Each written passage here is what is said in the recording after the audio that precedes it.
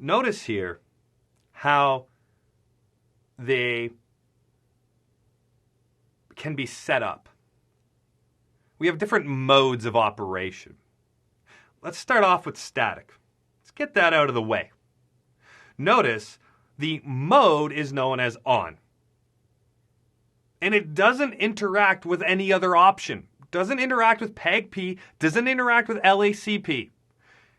Meaning that if you configure one switch with a mode of on for the Ether channel bundle, the other switch has to be configured with a mode of on as well if you want to successfully form an Ether channel bundle. Where can we see that in our live environment? Let's go to DSW1 and we'll specifically focus on the gigabit links between DSW1 and DSW2. So gigabit 1/0/5 and 1/0/6. So interface range, gigabit Ethernet 1/0/5-6. And now we use the command channel group. We specify a channel group number and then the mode. What is the mode going to be? We can see here that on says enable Ether channel only. So if I set the mode to on DSW1's interfaces, I have to do the same thing for DSW2, or we will not successfully form an Ether channel bundle. So let's leave static aside. Why? Because I'm steering you towards these protocols. LACP, the industry standard. Notice what the mode options are: active and passive. Active says enable LACP unconditionally. Is there a better way to describe that? Yep. It means aggressively attempt to form an Ether channel bundle. So when an interface is set to active, it's going to send LACP messages out because it wants to form an Ether channel bundle. It's going to actively try to form that bundle. Whereas the passive option for LACP just sits and listens. Just sits and waits. Do I hear? Oh, I just heard an LACP message. Yep. All right, everything's good. Let's form our Ether channel bundle together. So active and passive.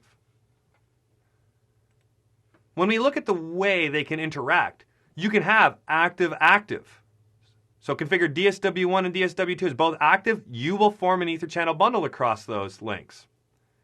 If you set both of them to passive, since neither of them are going to be sending LACP messages because the interfaces are passive, then there's no Ether channel bundle that's formed. But you could do active and passive, as we see here. So your only options are really active and active or active and passive to successfully form an Ether channel bundle using the IEEE LACP standard. But what about PAgP? Let's examine PAgP in a little more detail. With PAgP, we have desirable. Desirable says enable PAgP unconditionally. Wow, that looks an awful lot like the description they gave us for active. And it really means the same thing. We're going to aggressively attempt to form an Ether channel bundle by sending PAgP messages out the interfaces that are going to be forming that Ether channel bundle. Auto says sit back, relax, wait, and listen for PAgP messages to arrive, asking you to form an Ether channel bundle. So if we examine the relationship between these options for PAgP, desirable will successfully form an Ether channel bundle. So DSW1 is desirable, DSW2 is desirable. Yes, PAgP will form an Ether channel bundle.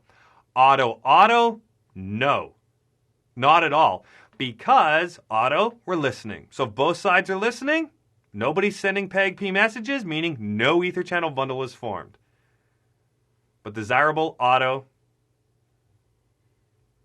definitely will form an Ether channel bundle because the desirable side sends the PAgP messages, the auto side is listening.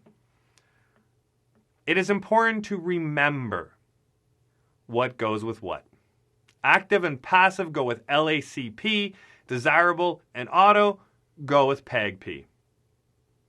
Active is to LACP as desirable is to PAgP. Passive is to LACP as auto is to PAgP.